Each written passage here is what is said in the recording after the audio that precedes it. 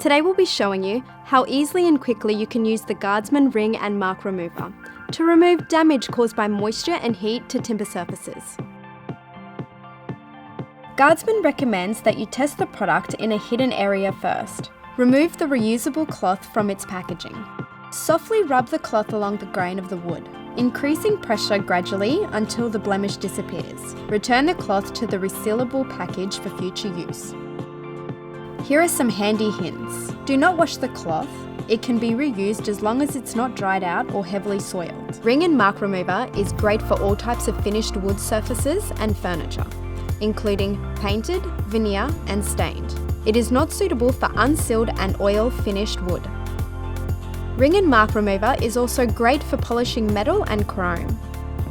As you can see, using the Guardsman Ring and Mark Remover is simple and a great way to keep your timber furniture looking its best.